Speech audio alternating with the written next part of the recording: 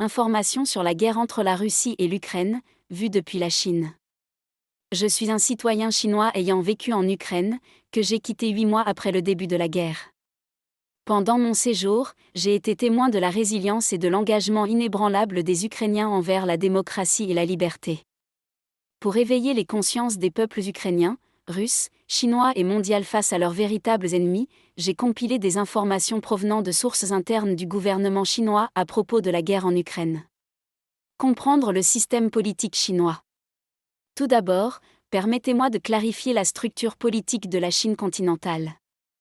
La Chine est divisée entre la Chine continentale et Taïwan. La Chine continentale est gouvernée par un régime autoritaire dirigé par le Parti communiste chinois, PCC, tandis que Taïwan fonctionne selon un système démocratique. En raison de ce système autoritaire, les citoyens chinois n'ont aucun droit politique et vivent essentiellement comme des sujets du PCC.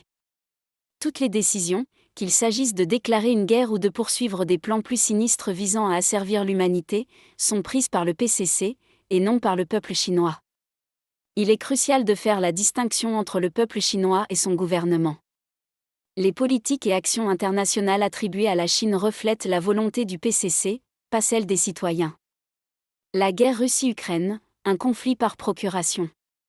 La guerre entre la Russie et l'Ukraine est, en réalité, un conflit par procuration initié par le PCC contre les États-Unis. Initiative de cyberguerre du PCC. Au début de la guerre, l'Ukraine a connu des coupures de communication. Avant l'invasion, le PCC avait lancé des cyberattaques massives contre les installations nucléaires, les satellites et les infrastructures militaires ukrainiennes. Dans les guerres modernes, paralyser les systèmes militaires et de communication d'un pays par des cyberattaques constitue souvent un prélude à l'invasion. Les affirmations concernant des groupes de hackers russes sont en grande partie une fabrication. L'origine réelle de ces attaques peut être retracée jusqu'à des hackers chinois, dont les adresses IP pointent directement vers la Chine.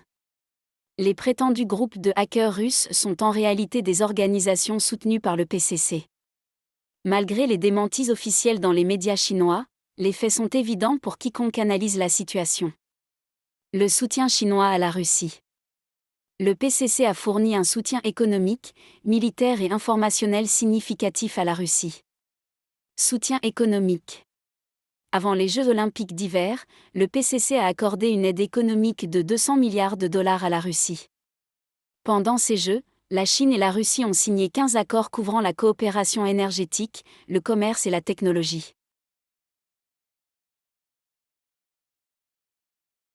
Guerre de l'information. Le PCC soutient activement la propagande russe par le biais de ses médias d'État et des médias étrangers sous son influence.